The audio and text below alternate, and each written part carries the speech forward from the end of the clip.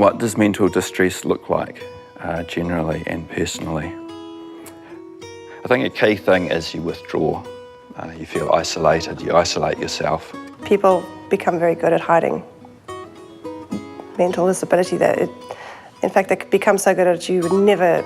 It's like, you have mental instability? Good heavens. Their connections with other people are not good because they feel like they're alone. And generally just not being able to see things quite clearly. It looks like someone who's not treating themselves right, like hygiene-wise. And sometimes losing control of my mouth and stuff that comes out of it. It looks like high levels of anxiety. Not coping with life, no matter how big or small. It's a matter of, you know, what I look like at my best versus what I look like at my worst. And, you know, I'm generally a very bright and bubbly person, you know, quite easy to talk to. My laugh can be heard throughout the workplace when, you know, when it is heard. But, you know, when someone approaches me and I don't see that usual self, usually that's a good indicator of when I am dealing with those sorts of, you know, mental distresses. When you're actually going through the mental episode or the mental distress, you're not very self-reflective. You lose that capacity to observe yourself and therefore correct those changes. A lot of the time, I'm not fully aware of what's actually happening. I'll become more argumentative. I wouldn't be able to see other people's perspectives. I became quite racy in how I would approach things. I lacked patience, lacked understanding. Because I'm a very personable person. I like to be around a lot of people. So if everything annoys me about other people and I just want to be by myself, then that's usually a trigger that things ain't going so well for me. Stress. When is it too much and how do we deal with it?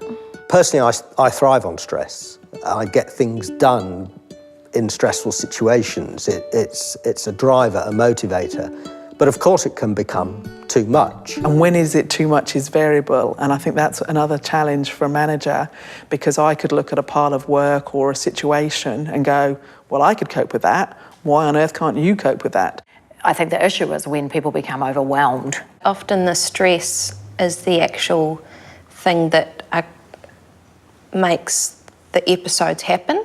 Every time that I don't talk about what's happening, that makes all of that stress.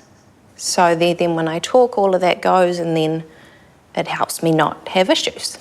The tendency to become unwell wasn't helped by putting myself under too much stress. As a manager and a leader of people, keeping an eye on my people is really important. And the better you know your people as a manager, the easier it is to spot when they really are not coping. Unfortunately, with human beings, as I talk about, we spend a lot of time worrying about the future and ruminating about the past, and often forget about what's in front of us. And that affects us in a whole range of ways. But it also creates stress. And human beings, we're very good at creating stress out of nothing.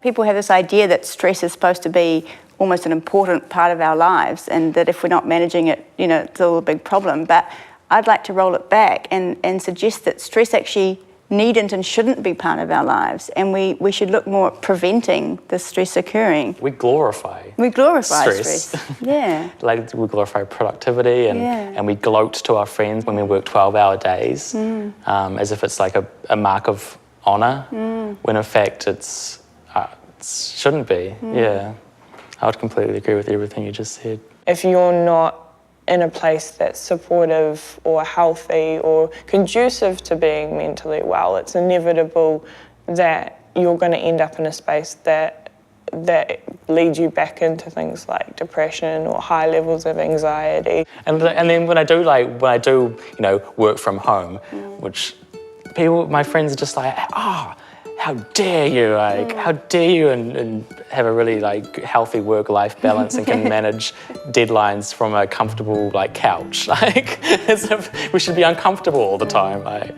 Whether you have mental health issues or not, if you're not getting enough sleep, if you're not eating well, if you're not looking after yourself, then relentless stress is going to send anyone down the spiral.